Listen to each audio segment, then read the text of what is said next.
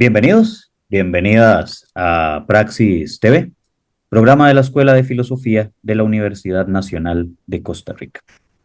Y hoy en este espacio al que hemos denominado Praxis TV Diálogos Literarios, coproducción entre nuestra escuela y la editorial de la Universidad Nacional, la EUNA.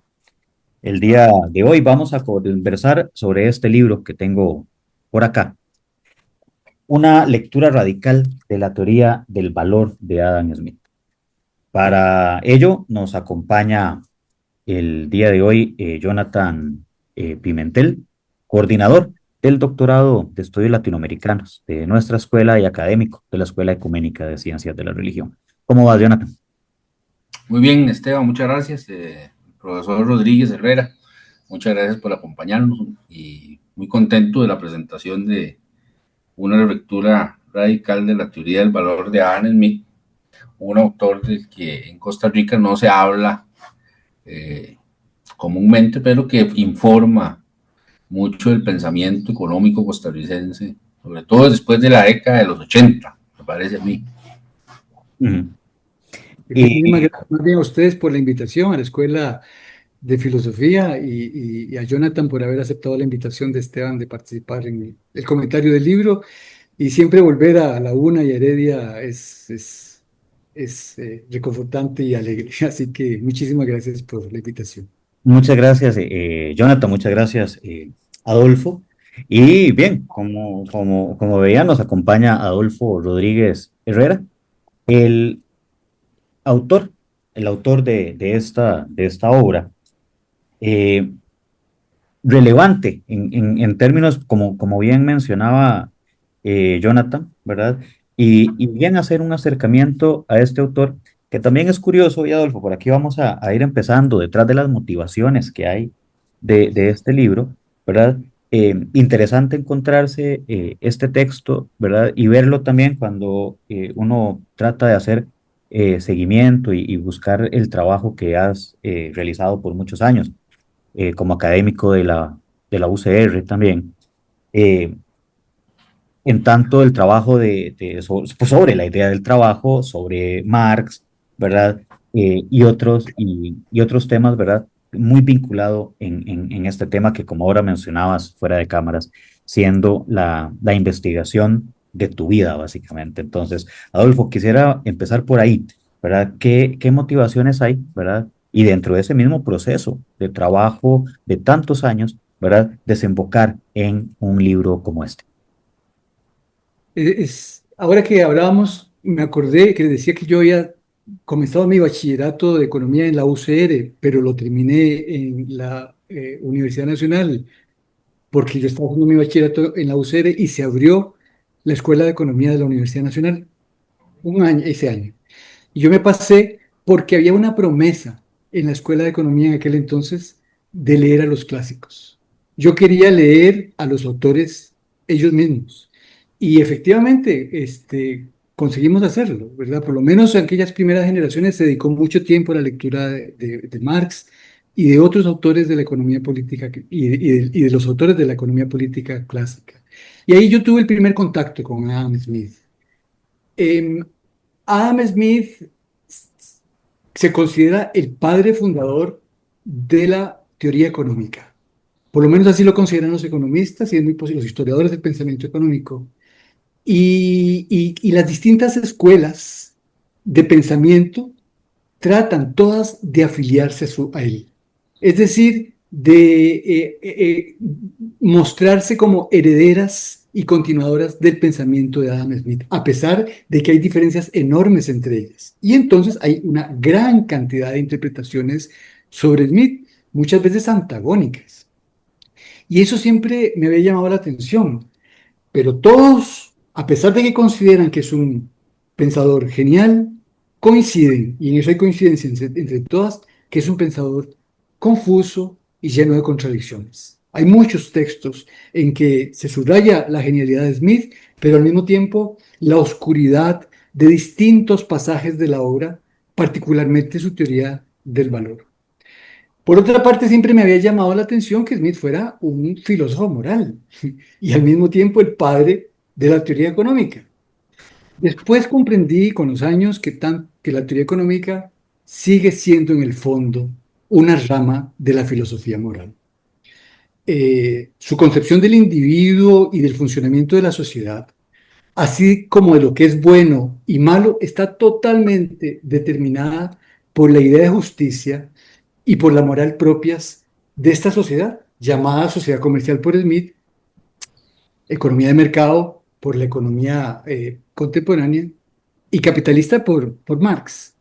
Este, y bueno, digamos, eso mantenía vivo mi interés por Smith, pero no había entrado a leerlo en profundidad. Siempre lo leí con una cierta superficialidad.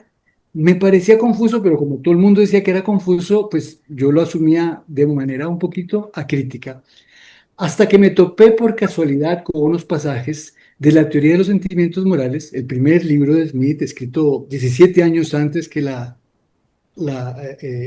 riqueza de las naciones, en que Smith, con una gran lucidez, narraba cómo los seres humanos consagramos nuestra vida a la búsqueda de riqueza y de distinción, creyendo que en esa búsqueda alcanzaremos la felicidad. Solo para darnos cuenta, decía Smith en esos pasajes, al final de nuestra vida, los más lúcidos de nosotros, que la búsqueda ha sido infructuosa, que fuimos presa de un engaño y que la búsqueda de riqueza y de distinción no conduce a la felicidad. Y que entonces habíamos dilapidado nuestra vida. Y esos pasajes me impactaron mucho y entendí que necesariamente en la riqueza de las naciones tenía que haber un pensamiento mucho más profundo y más crítico del que uno era capaz de percibir en una lectura superficial. Y me dediqué a estudiarlo cuidadosamente y poco a poco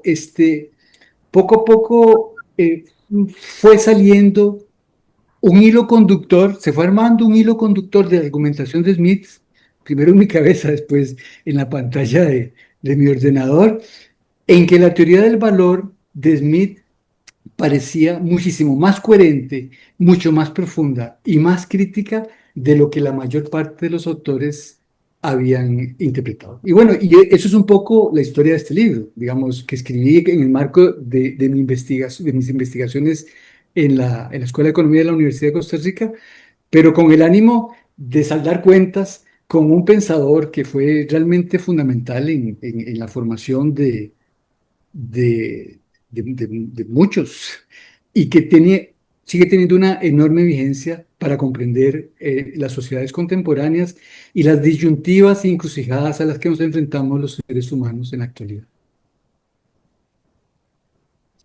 Sí, Jonathan, ¿verdad?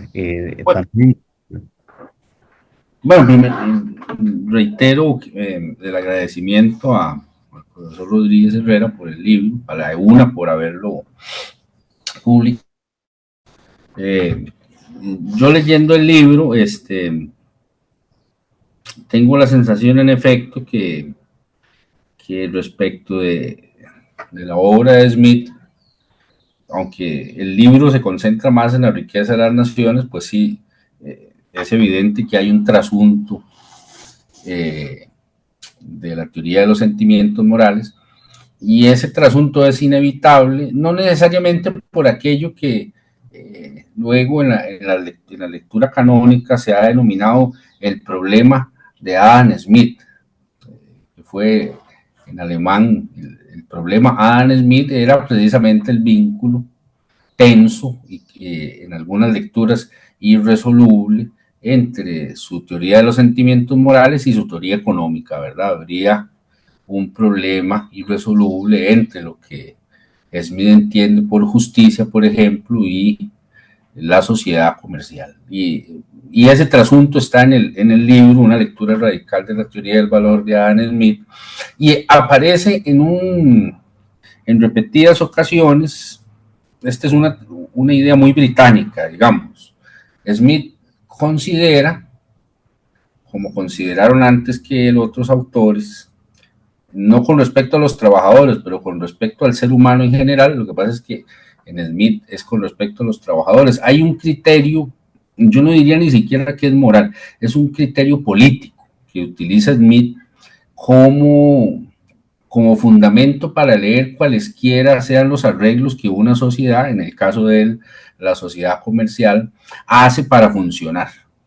Y lo que dice Smith, y el profesor Rodríguez Herrera lo cita en su libro, es, bueno, todo trabajador en esta sociedad debería, sin importar nada, siempre contar con no solo lo necesario para su sobrevivencia, sino que, traduzcámoslo en el lenguaje smithiano, debería tener riqueza suficiente para una vida satisfactoria.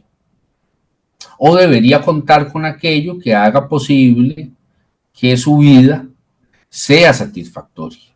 Ahora, cuando uno lee Smith, se da cuenta de que este criterio político, que ni siquiera es moral, es político, es decir, la sociedad debería estructurarse políticamente de un modo tal que garantice que los trabajadores tengan aquello que les permita una vida satisfactoria, sin importar cualesquiera otros criterios. Pero cuando uno lee La riqueza de las naciones, o cuando uno lee La teoría de los sentimientos morales, se da cuenta de inmediato de que la sociedad comercial smithiana admite, y no solo admite, sino que considera natural, y aquí digamos, con la noción natural, se introduce de inmediato lo que creo yo es una de las críticas fundamentales del profesor Rodríguez Herrera vía Marx con respecto a la comprensión que tiene Smith no solo de la teoría del valor, sino de su teoría de lo social, una naturalización de su sociedad, una naturalización de los conceptos económicos. Smith considera natural, por ejemplo, eso que él denomina social ranks, es decir, una sociedad estructurada en rangos que están en algunos casos polarizados. Entonces, cuando uno lee el área política de la riqueza de las naciones, se da cuenta de que aquello en lo que el Estado podría invertir para la satisfacción de necesidades y de aspiraciones de las clases bajas o de los rangos bajos de la sociedad está radicalmente limitado por la comprensión que tiene Smith de la estructuración social que él estima natural, ¿verdad? Tiene que haber la mayor parte de la población tiene que ofrecerse como, para utilizar aquí el lenguaje de Marx, tiene que ofrecer su piel para que los sectores minoritarios disfruten de ese trabajo. Y entonces Smith dice, bueno, podemos darles educación, pero una educación muy limitada y solo a los varones, no a las mujeres, etc. Entonces hay efectivamente en Smith una serie de tensiones internas que de entrada parecería impedirían que se satisfaga ese criterio último que muy bien, me parece muy bien recuerda el profesor Rodríguez Herrera, ese criterio político que debería satisfacer cualquier sociedad con respecto a los trabajadores. Los trabajadores deberían tener asegurado siempre poder obtener aquello que hace que su vida sea satisfactoria. Desde luego, como recuerda el profesor Rodríguez Herrera, una vez que el trabajo les es arrancado, una vez que los medios para la producción y reproducción de su vida les son arrancados, ese criterio se vuelve aún más difícil de satisfacer, ¿verdad? Porque quedan a expensas de la relación salarial. Pero, digamos, esa es una tensión que a mí me parece muy interesante y que aparece en el libro Una lectura radical de la teoría del valor de Adam Smith y que nos recuerda, y creo que con gran acierto, nos recuerda que en el centro mismo de la teoría económica de Smith, y diría yo en general de la teoría económica, hay toda una visión política. Por eso, como ya en el capítulo 9 queda mucho más explícito, la reconstrucción histórica que hace el profesor Rodríguez Herrera retoma entonces la idea de Marx, ¿verdad? Lo que estamos, cuando leemos teoría económica, estamos leyendo economía política. Es siempre muy interesante recordar que cuando uno lee Marx, bueno, la gran obra de Marx se llama El Capital, pero el subtítulo es muy revelador respecto del proyecto, que es una crítica de la economía política. No es estrictamente hablando una teoría económica, sino un esfuerzo por explicitar la historicidad, como el capítulo 9 del libro que estamos leyendo o presentando ahora, por explicitar el contenido sociohistórico de las categorías económicas y la deuda que ellas tienen con la estructuración de la sociedad en la que está siendo creada. Pero es solo una pequeña anotación, que no solo el subtítulo pone de relieve el carácter histórico al que Marx es tan fiel, sino el mismo título. El mismo título. El capital para Marx es la riqueza. La riqueza en las sociedades en que predomina el modo de producción capitalista se presenta como capital. Y entonces, llamar capital a la obra cumbre es una parodia de la riqueza de las naciones. Efectivamente, la riqueza de las naciones es capital en la sociedad capitalista, y Marx se esfuerza por demostrar ese punto de ruptura que hay entre él y Smith, en el sentido de, o entre él y Hegel, o entre él y Aristóteles, en el sentido de que él va a estudiar no la riqueza en general, sino en particular la riqueza cómo predomina en las sociedades capitalistas. Y eso, efectivamente, como dice el profesor Pimentel, introduce una visión muy crítica sobre los pensadores anteriores, aunque Marx se afana mucho por estarlos citando, por estarlos recuperando, por entender el enorme esfuerzo que han hecho por ir desbrozando el camino hacia la crítica del capitalismo. En particular, Smith y Ricardo. Que quizás esa es una, profesor, que sería muy interesante que usted comente, precisamente la diferencia que habría entre la idea de que el fundamento de la riqueza es el trabajo y la idea de que el fundamento de la riqueza sea el trabajo abstracto y que la riqueza en realidad sea necesariamente vinculada con el capital en la sociedad comercial o en las sociedades capitalistas, que es una de las grandes disyuntivas que se ofrece para discutir en su libro. Vamos a hacer una primera pausa y ya regresamos para hablar sobre este mismo tema, ¿verdad? Y además otro elemento por ahí, porque está muy presente a lo largo del libro también, y es el manejo de diversos conceptos y las interpretaciones que se dan en este libro, pensando en esta idea del trabajo que menciona Pimentel. Pero vamos a hacer una primera pausa y ya regresamos a Praxis TV, Diálogos Literarios.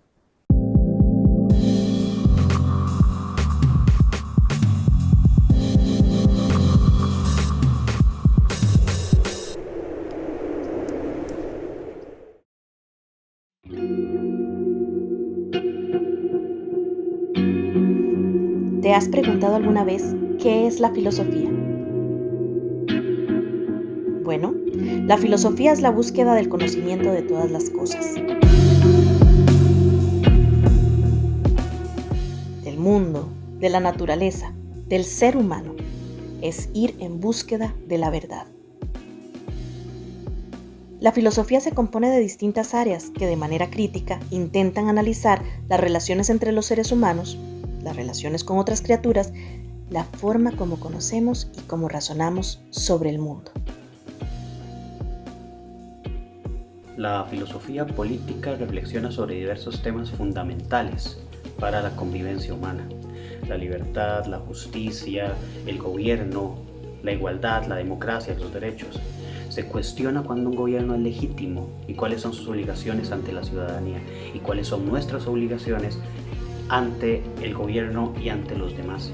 Pero no solo reflexiona sobre estos temas, sino que tiene una participación activa dentro de los debates, dentro de las discusiones que se dan en la esfera pública, que tengan que ver con estos temas y con otros que se relacionen con la convivencia misma entre las personas.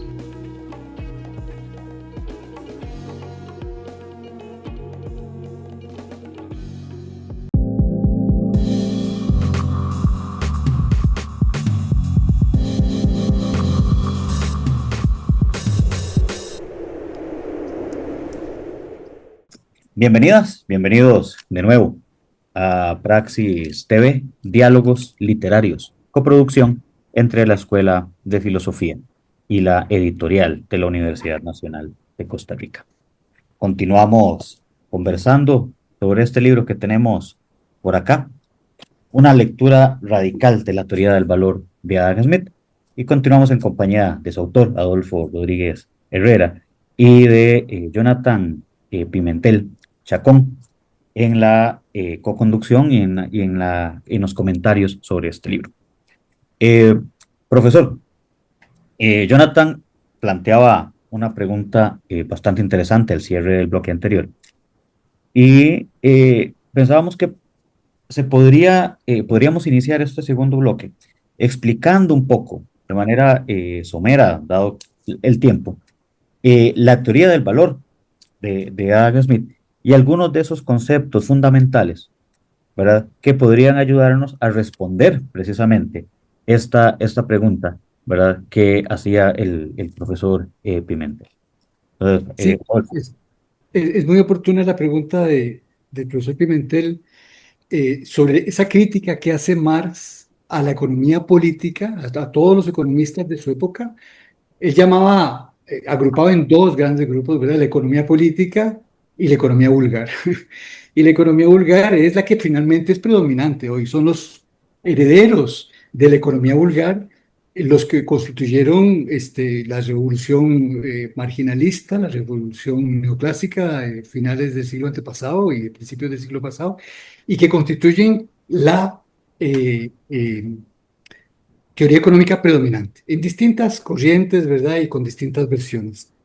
Pero es muy interesante cómo tienen en común con la economía clásica que llamaba Marx el hecho de no percibir el carácter específicamente histórico de la sociedad en que vivimos, la sociedad capitalista, que es una forma de organización del trabajo que se inicia históricamente a lo largo de un cierto periodo de la historia y que Marx pensaba terminará en algún momento. Y ese carácter histórico hace que las categorías que se utilicen para comprender la economía capitalista tengan un carácter histórico y que no deban ser proyectadas hacia el pasado. O que no se trate de desarrollar categorías para comprender esta sociedad que sean comunes a todas las sociedades, porque se pierde lo que hay de específico en esta sociedad.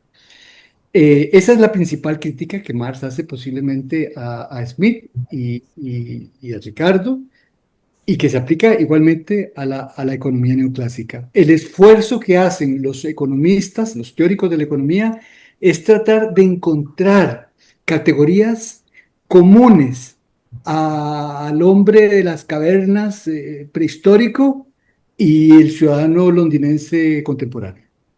Y entender lo que es de común en ellos y explicar la economía como si fuera una organización natural del ser humano a lo largo de los miles de años que tenemos de estar viviendo en sociedad. Tal vez para especificar en qué consiste la crítica y por qué el concepto de trabajo abstracto es tan importante, valdría la pena hablar un poquitito de la teoría del valor. ¿Qué es la teoría del valor? Y qué es en particular para Smith, que es posiblemente, aunque ya tenía antecedentes en Locke e incluso en Aristóteles, es Smith el que consigue hacer una primera formulación, digamos, más completa. Smith y Hume tienen una intuición muy fecunda. El trabajo es una actividad humana. De hecho, que se empieza a llamar trabajo cuando surge el trabajo asalariado. En el Génesis, lo que dice Dios, Adán, es ganarás el pan con el sudor de tu frente, no lo dice con el trabajo. Es decir, había una actividad de intercambio con la naturaleza que constituye el metabolismo del ser humano con la naturaleza. Pero a partir del surgimiento del trabajo asalariado, en que el ser humano es despojado de los medios para procurarse su subsistencia y es recluido en fábricas, en las que debe permanecer 8, 10, 12, 16 horas haciendo algo totalmente ajeno a sus necesidades y a su vida cotidiana, que el trabajo se constituye como una sección específica de la vida, por oposición al resto de la vida, y que empieza a hablarse propiamente de trabajo. Es una actividad, nos dicen Smith y Ricardo, Smith y Hume, pensando en esa actividad productiva común a todos los seres humanos desde siempre, transformar la naturaleza. El ser humano transforma la naturaleza. El trabajo es la actividad con que el ser humano transforma la materia, le cambia la forma a la materia. Es una actividad y su resultado es un producto. El trabajo lo que hace es cambiar la forma a la materia sobre la cual se ejerce. Por ejemplo, transformar la piel de cuero en zapato. Es el mismo cuero, pero ahora tiene una forma distinta, la forma de zapatos. Y de alguna manera, podría decirse que el resultado de esa actividad, que es el trabajo, es esa transformación. Y que ese cambio de forma experimentado por el cuero es el trabajo mismo, pero una vez que ha sido efectuado. Ya no constituye la forma subjetiva de actividad, como actividad vital del trabajador, sino que constituye una forma objetiva de producto. Ya no es trabajo vivo, sino trabajo muerto. En los zapatos subsiste lo que alguna vez fue el trabajo vivo del zapatero, pero ahora subsiste como un objeto. Constituye ese objeto la objetivación del trabajo del obrero, de la actividad vital del obrero. Entonces, digamos, se ha adoptado el uso, en Hegel un poco y también en Marx, de llamar al producto trabajo objetivado, ¿verdad? El producto es trabajo objetivado.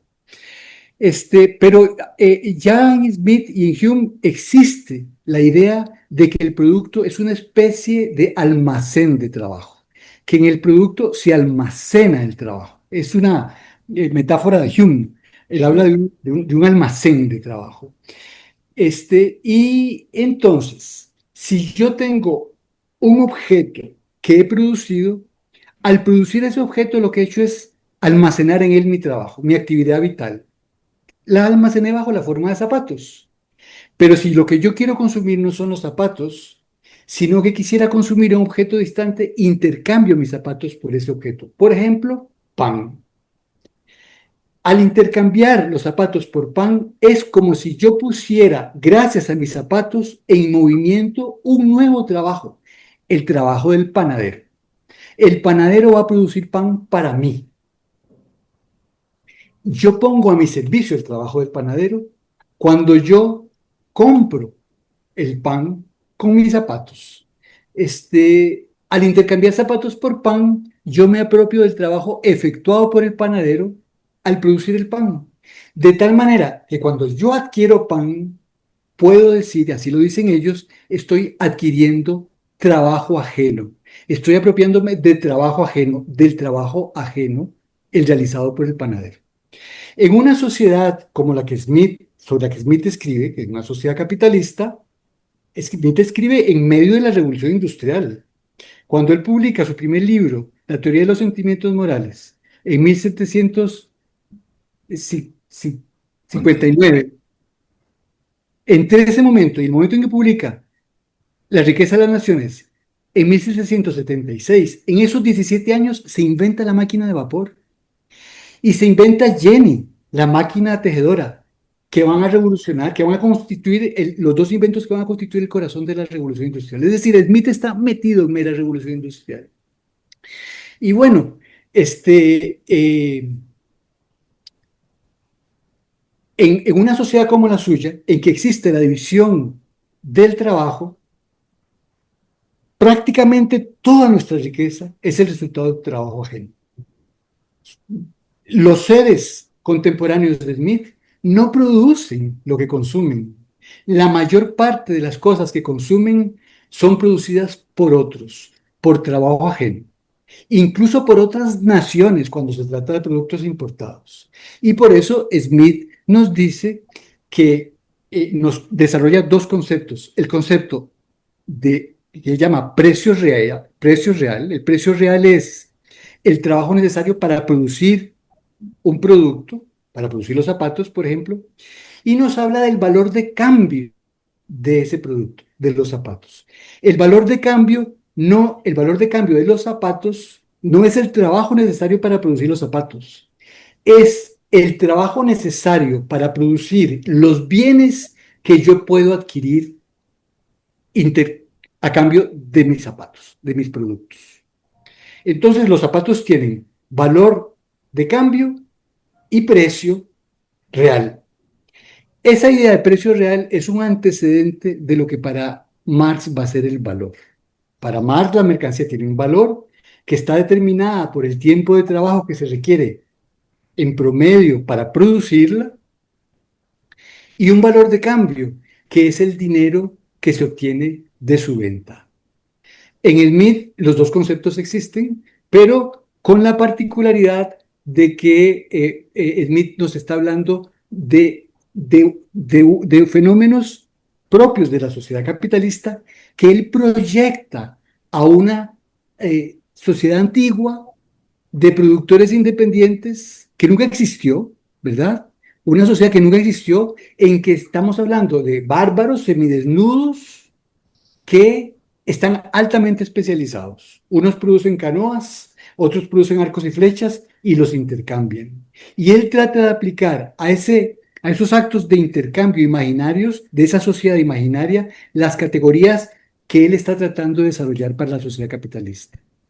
Y eso lo enfrenta a dificultades, porque él trata de desarrollar para el análisis de la sociedad capitalista categorías que tienen que ser aplicables para sociedades muy distintas.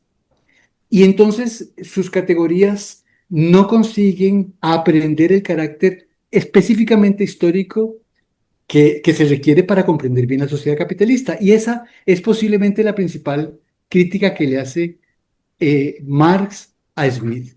Cuando Smith habla del trabajo, no está hablando necesariamente de trabajo asalariado, realizado en una sociedad como esta, en que las mercancías son producidas masivamente y donde las relaciones entre las mercancías no están dictadas por un regateo entre las personas, como podía ser en el mercado en sociedades precapitalistas, sino que están determinadas por una ley que se impone a todos los seres que participan del mercado, la ley del valor. Y entonces el escenario del que habla Marx es el mismo del que habla Smith, pero con categorías específicamente desarrolladas para ese escenario, con un carácter muy histórico y pasajero, ¿verdad? Como pasajera es la sociedad que están analizando ambos. No sé si con eso más o menos salgo del aprieto en que me coloca una pregunta tan profunda como la que me hace Jonathan sobre el concepto de trabajo abstracto. El trabajo abstracto es lo que hay en común entre las mercancías. Entre las mercancías, entre el pan y los zapatos, lo que hay en común no es el trabajo del pan y del zapatero. Lo que hay en común es que las dos son el resultado de trabajo humano, abstractamente humano. Las dos tienen en común, uno no puede comparar cosas, no puede establecer una relación cuantitativa entre cosas cualitativamente distintas. La relación cuantitativa solo se puede establecer entre cosas que son cualitativamente idénticas. Zapatos y pan son totalmente distintos, a menos que prescindamos del carácter concreto de esos objetos útiles, de zapatos y pan, y los veamos como la objetivación de trabajo humano en general.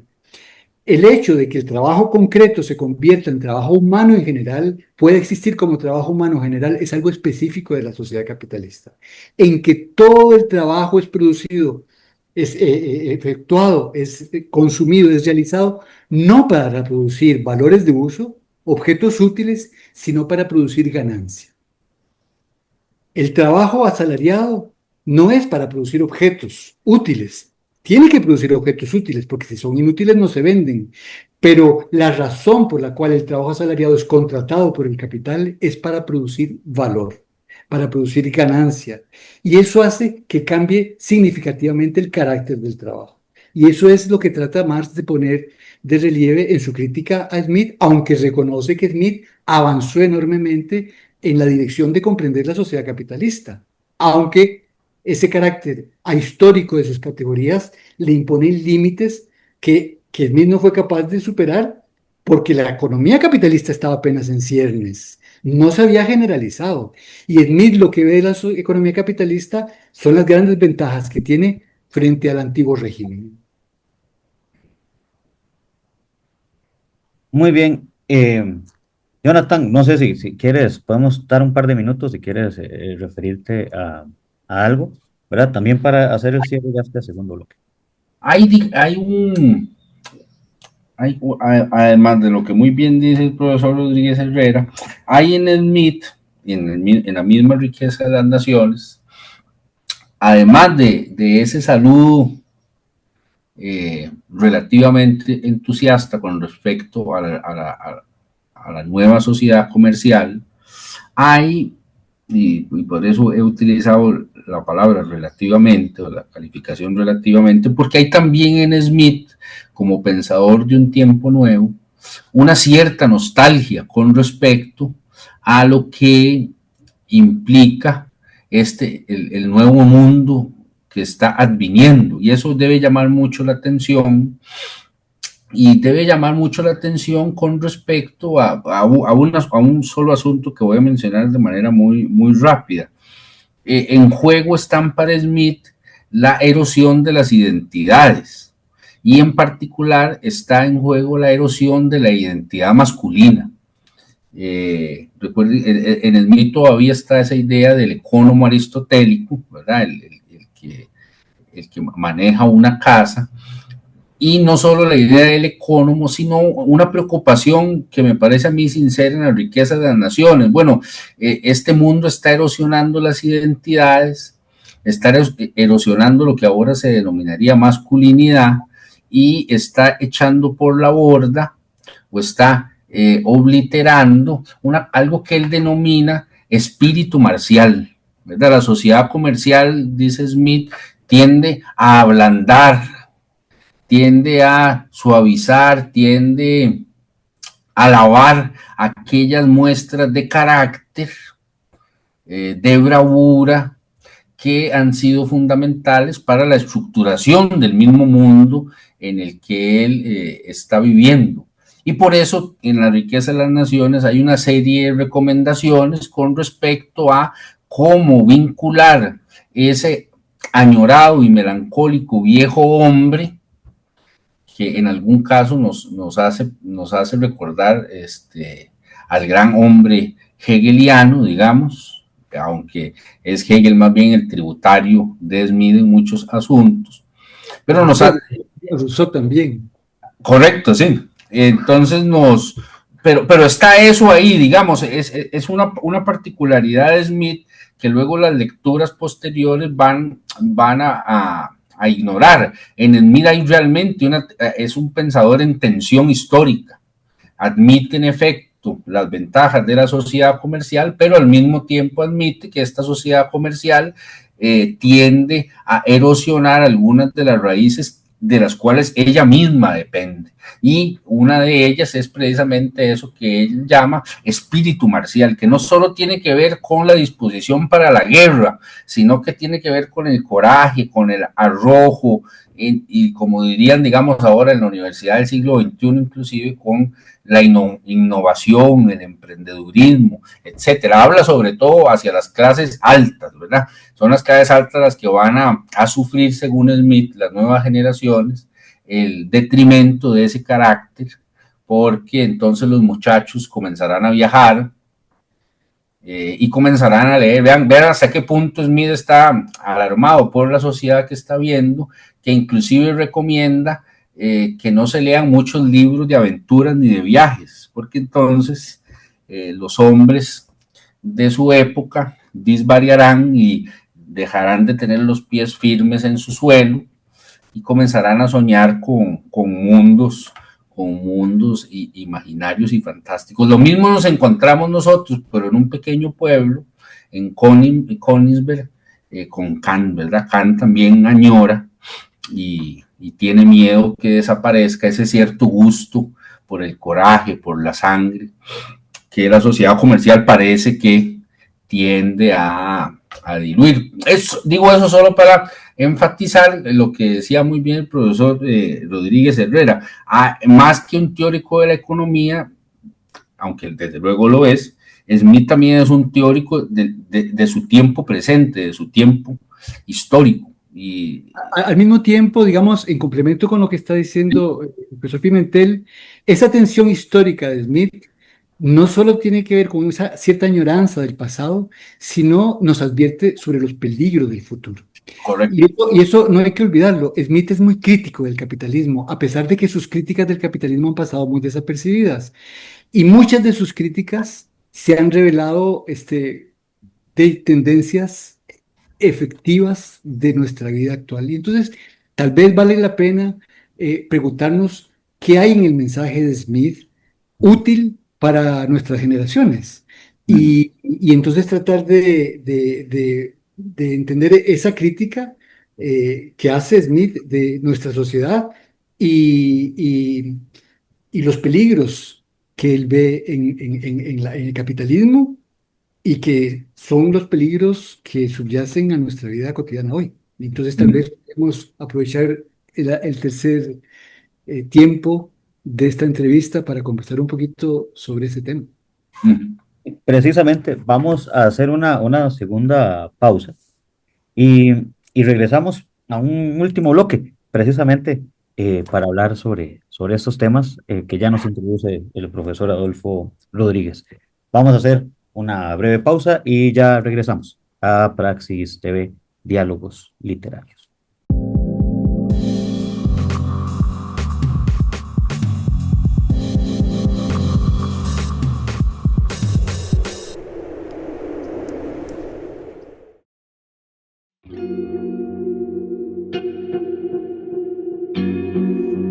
¿Te has preguntado alguna vez qué es la filosofía? Bueno, la filosofía es la búsqueda del conocimiento de todas las cosas, del mundo, de la naturaleza, del ser humano. Es ir en búsqueda de la verdad. La filosofía se compone de distintas áreas que de manera crítica intentan analizar las relaciones entre los seres humanos, las relaciones con otras criaturas, la forma como conocemos y cómo razonamos sobre el mundo. ¿Por qué filosofía? En mi caso, yo ya había cursado una carrera en economía y una en estadística. Trabajo en investigación y me di cuenta que realmente me es súper necesario desarrollar este pensamiento crítico objetivo que siento que es posible desarrollarlo dentro de la carrera de filosofía. La filosofía me abre una puerta constante en la búsqueda del conocimiento. Me ayuda a criticar, a debatir, dialogar y argumentar. También me ayuda a ser no solo una mera espectadora del mundo, sino un ser activo, para poder descongelar los pensamientos, buscar los vacíos y luego llevar todo a la práctica.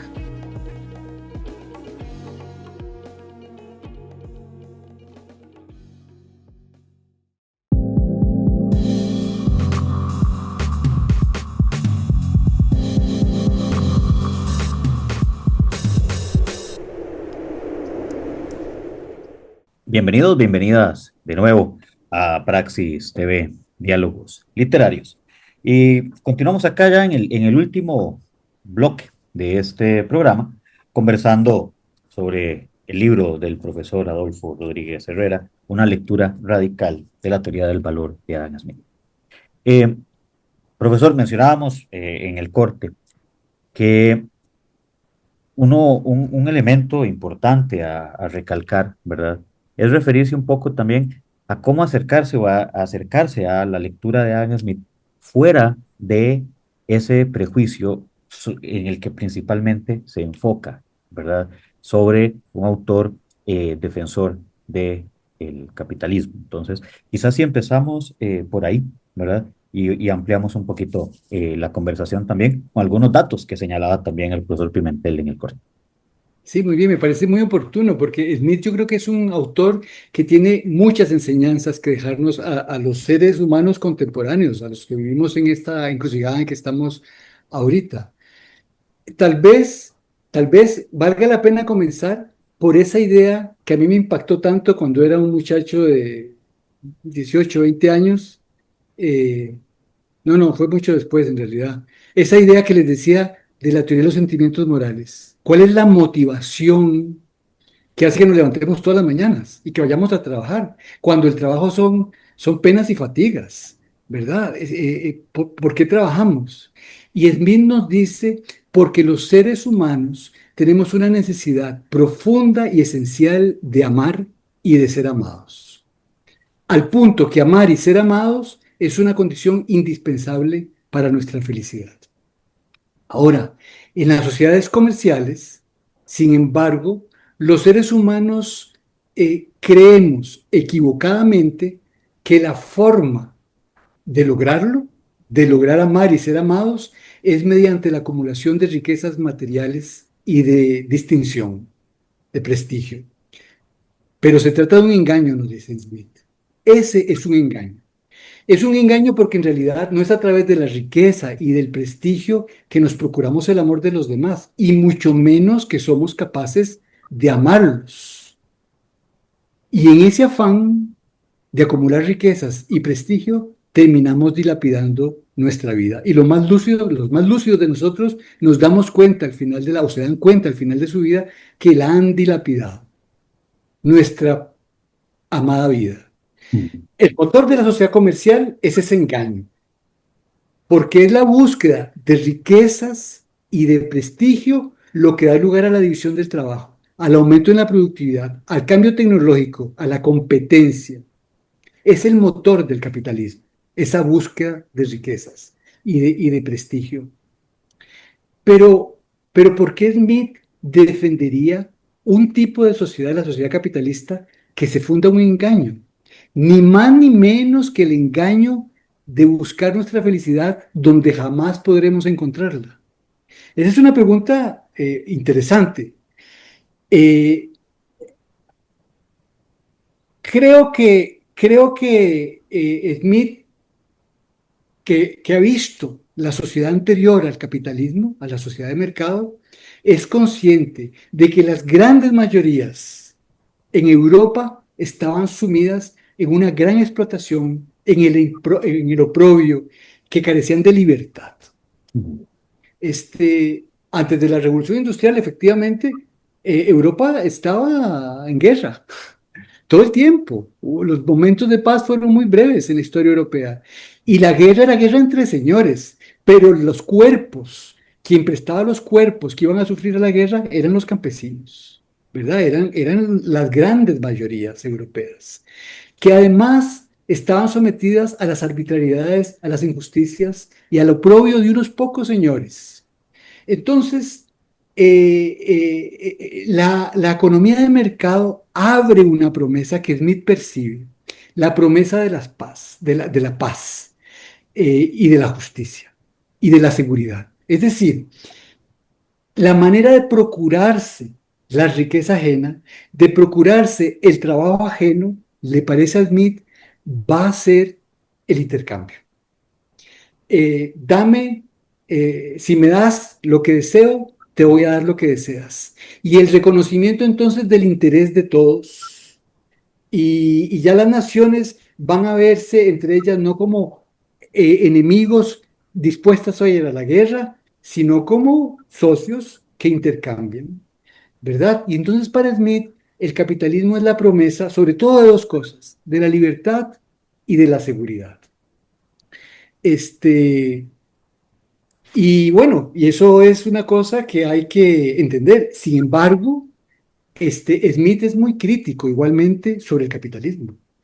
Es un engaño fecundo, nos dice. Ese es un engaño fecundo, pero es un engaño que puede ser revertido por una tendencia que a él le preocupa mucho, y es la tendencia a la concentración de la riqueza. Smith dice que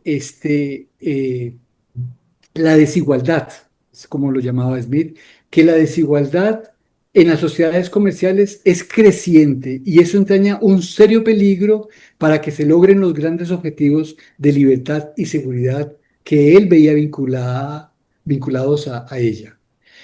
Por dos razones sobre todo. Primero, porque la pobreza es privación de lo necesario y lo necesario siempre es relativo. En una sociedad muy desigual,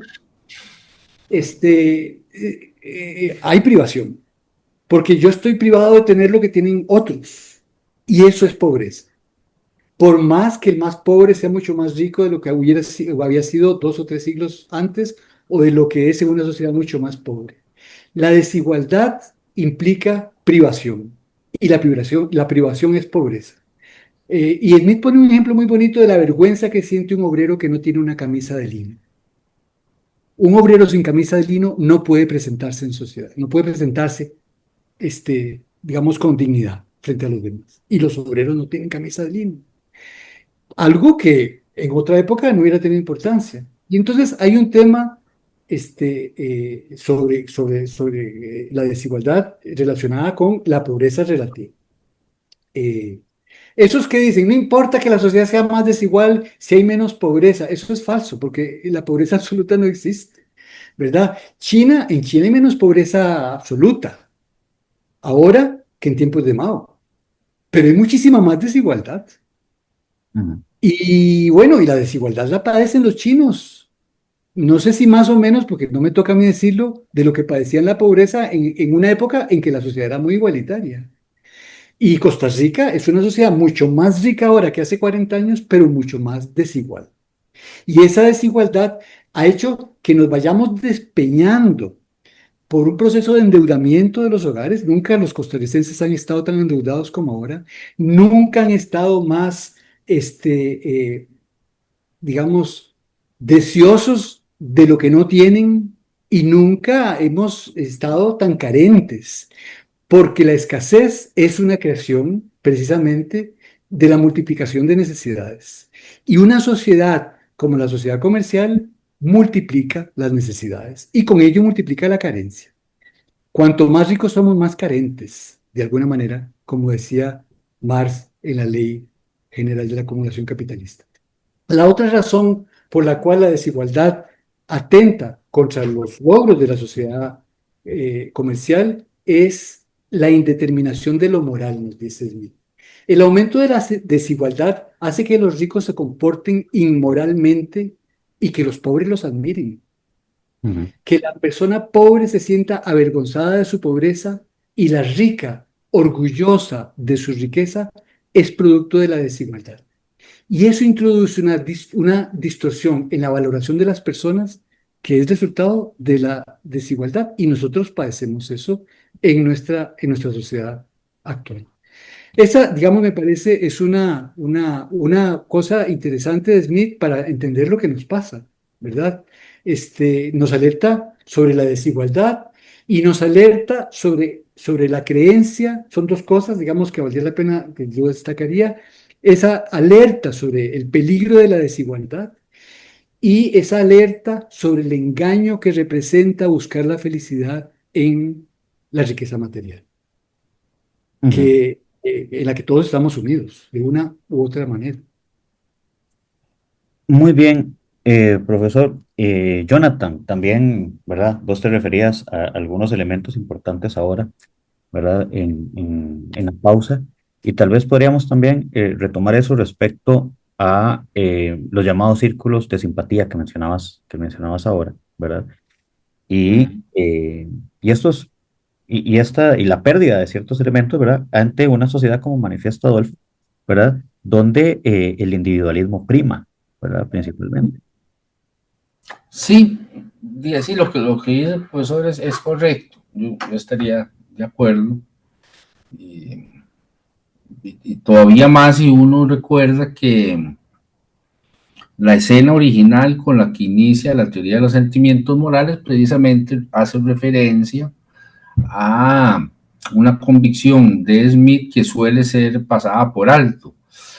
y es la siguiente: la constitución de la subjetividad humana, inclusive en las sociedades comerciales, según Smith, es solo posible con el contacto o en el contacto con los otros.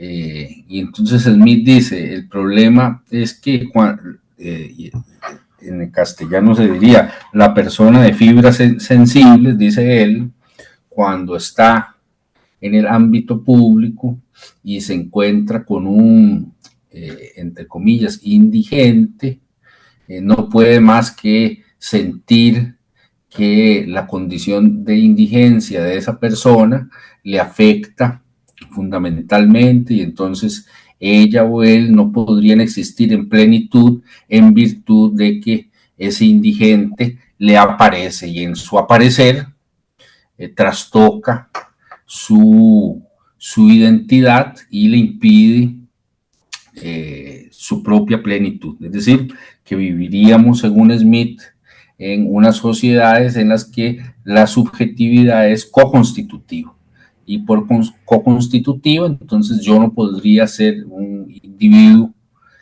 pleno en una sociedad comercial si es que predominan las distancias, las asimetrías, y si el otro no se realiza plenamente, etcétera.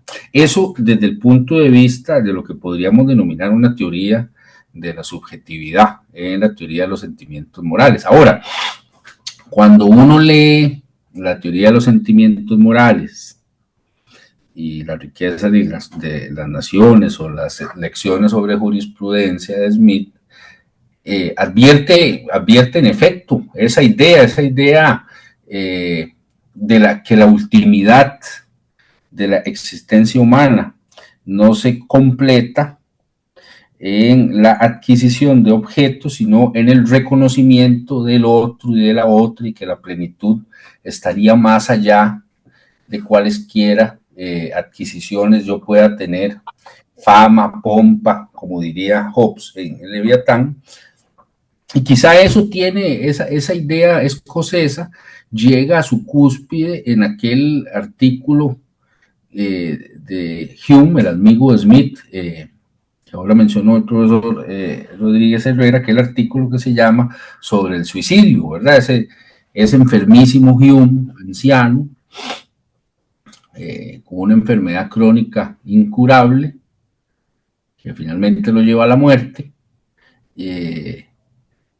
cuando reflexiona, por ejemplo, en su autobiografía sobre, bueno, qué ha sido de su vida, qué es lo que le ha dado sentido, qué es lo que le ha dado importancia, y un artículo que es Smith mismo sobre el suicidio que les he dicho, bueno, ahí en la mitad de la década del 50 de 1700, que Hume dice, nos es dable pensar en el suicidio, nos es dado tomar la vida por nuestra propia cuenta, allí donde se ha destruido nuestra capacidad de encontrarnos con nosotros y ser reconocidos como valiosos, porque el reconocimiento como valiosos que obtenemos por los demás es lo que le da valor a nuestra vida. Sin embargo, y esto es importante recordarlo, pese a todo ello, cuando uno lee el tipo de instituciones y el tipo de trato que Smith propone con respecto a las mayorías, ustedes recordarán en la teoría de los sentimientos morales, bueno, Smith dice,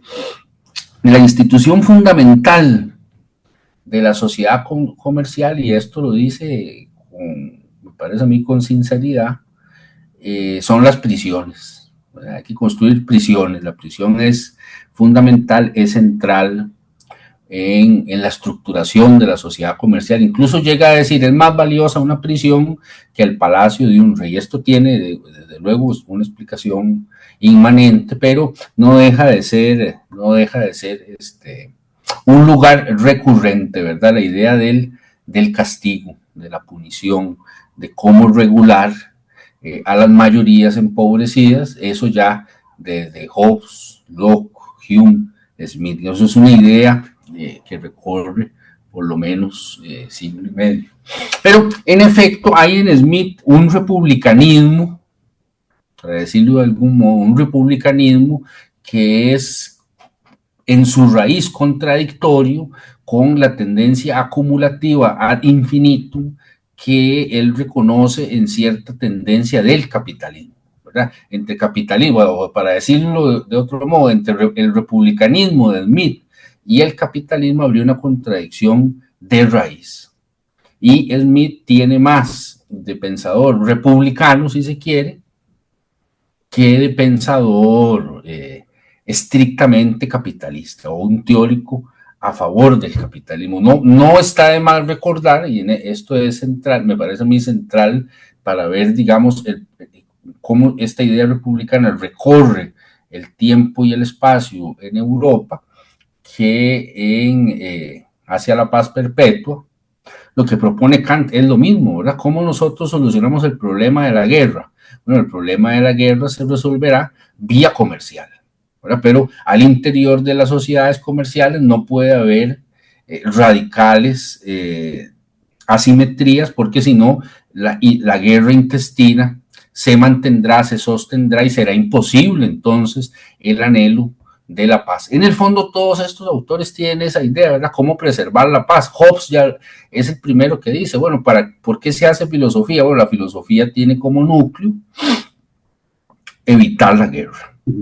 Tal vez en esa tensión interna de Smith vale la pena destacar que algo que se le atribuye en realidad es un exceso.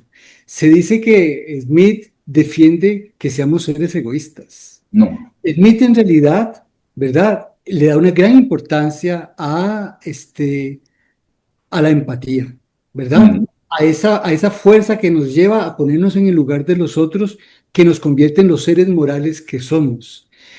Y cuando en algún lugar está hablando es una de las frases que más les gusta a los economistas destacar, que en algún momento dice que no es por la benevolencia del carnicero que nos procuramos la cena, sino por su amor propio que lo hacemos. Es un llamado a su interés propio lo que hace que nos entregue la cena. Es interesante destacar que para Sen, Amartya Sen, un economista, tal vez uno de los economistas más importantes del siglo pasado, todavía vivo, ya, Premio Nobel de Economía, decía que en el intercambio lo que ocurre es que el intercambio, la relación entre los poseedores de mercancías no es directa, sino que está mediada por la mercancía. No hay una relación personal entre los poseedores, sino que yo me relaciono con mi dinero y con la mercancía que voy a comprar. No está presente la persona que está al otro lado. Y ese fenómeno es lo que hace que yo me comporte con mucho mayor egoísmo que si yo tuviera a la persona enfrente y tuviera que regatear con ella. Porque ahí surge un carácter humano de las relaciones que le pone un límite, una cierta empatía que le pone un cierto límite a mi amor propio. Y bueno, esa idea es la idea que está presente con el fetichismo de la mercancía de Marx. Puesto que hemos estado hablando de valor, tal vez hablar de valor en el cierre del programa es interesante. El valor, se usa una palabra, ojo, se usa una palabra que en principio para muchos seres humanos tiene una connotación positiva. El valor mercantil, como el valor, sería algo bueno. Para Marx, el valor es sufrimiento objetivado. El valor es capital y el capital es trabajo arrancado al trabajador. Una de las cosas que ocurre con una sociedad en que el intercambio se ha generalizado como la nuestra es que se produce una gran distancia entre nuestros actos y sus consecuencias, lo cual hace muy difícil que seamos capaces de hacernos responsables por esas consecuencias. De alguna manera, somos cómplices de la destrucción del planeta y del sufrimiento de los seres vivos que lo habitan. Pero el capitalismo nos ofrece un mecanismo que nos permite volver a ver para otro lado. Nos alegramos cuando encontramos una camisa que cuesta $10, pero que una camisa cueste $10 es porque en Bangladesh las condiciones de trabajo son inhumanas. Y entonces nos permitimos comprarnos 10 camisas al año, 5 camisas al año, sin entender que al hacerlo estamos legitimando las condiciones en que viven esos seres humanos. Y lo mismo con muchos seres vivos del planeta. Es decir, de alguna manera nuestras decisiones sobre nuestra forma de vida, tienen consecuencias sobre muchos otros seres vivos, seres humanos y seres no humanos, y nosotros lo ignoramos. No somos capaces de entender lo que estamos produciendo cuando consumimos tantísima carne, cuando consumimos tantísima gasolina, cuando consumimos tantísimo plástico, que al hacerlo estamos contribuyendo a un mundo donde hay cada vez más sufrimiento. Y eso es inherente a una sociedad que se guía por el mercado, donde las decisiones humanas son tomadas al margen de los seres humanos por mecanismos más o menos automáticos, donde la responsabilidad queda diluida. Y ese elemento central para comprender el funcionamiento del mercado contemporáneo, no de los mercados campesinos del siglo XIV o del siglo XV, ni siquiera los mercados campesinos que podemos encontrar todavía en algunos lugares en Costa Rica, sino la gran tendencia del capitalismo, esa globalización hace que nosotros, que tenemos más de 200.000 años de estar sobre el planeta, más de 10.000 años de estar asentados, produciendo riqueza, 500 años de estar en el capitalismo, nosotros, solo en los últimos 100 años, hemos roto con la pauta que seguía el planeta hasta entonces y hemos llenado de basura el planeta, hemos acabado con montones de especies, hasta el espacio y los mares están llenos de basura, y lo que llamamos, eso que Smith valoraba tanto como crecimiento económico, es un proceso de destrucción enorme. Lo que llamamos productividad es destructividad, porque cada vez que producimos algo estamos destruyendo algo. Y tenemos que ser más responsables en sopesar la relación entre aquello que estamos produciendo y aquello que estamos destruyendo para producirlo. Y yo me temo que el saldo es negativo, porque estamos produciendo cosas que se convierten a la vuelta de unos pocos meses o de unos pocos años en basura. Y bueno, me parece que esto abre desde el pensamiento de Smith y desde luego del de Marx, una reflexión sobre lo que es el capitalismo contemporáneo y sobre nuestra responsabilidad como personas en lo que está pasando. Porque es muy fácil lavarse las manos y decir no tenemos nada que hacer. Es posible que la guerra esté perdida, decía Gabriel García Márquez, y es posible que la humanidad esté condenada a desaparecer. Es posible. Pero bueno, mínimamente reducir la complicidad que tenemos nosotros en ese proceso suicidario con el que estamos comprometidos tan intensamente. Muy bien.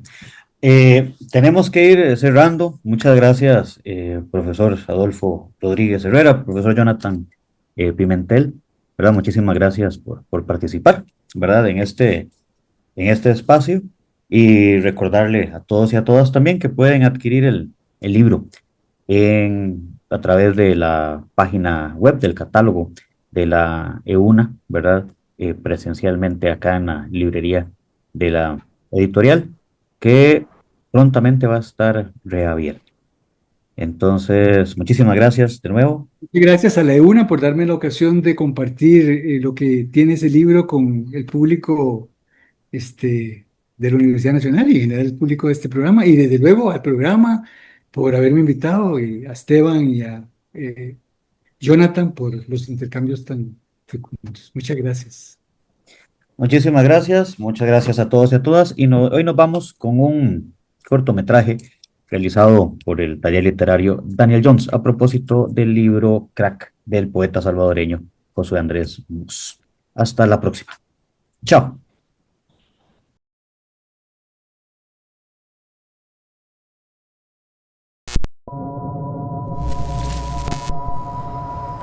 Acá adentro, el vacío de la página en blanco, el vacío de esta mano que nunca alcanzó a estrechar la suya, y unas palabras recurrentes a través del insomnio.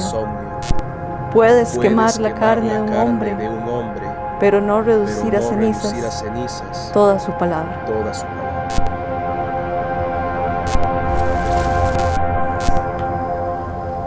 Yo escribí mi epitafio allá por 1994, y falsifiqué mi ternura para no arruinarle a todos mi infancia.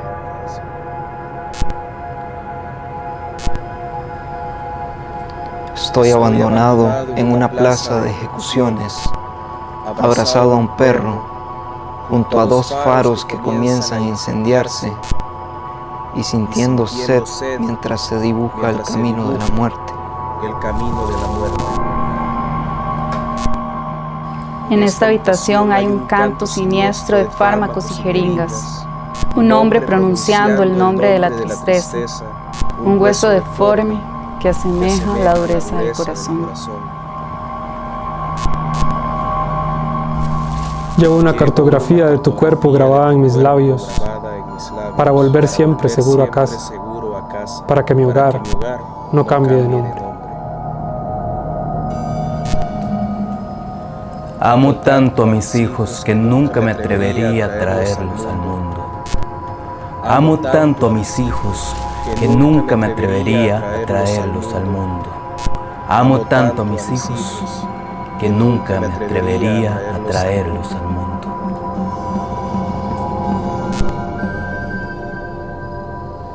Mi cerebro, plagado de insectos y rostros, y fotografías oscurecidas por el sol, es incapaz de sonreír, porque ninguna locomotora sonríe cerca del colapso.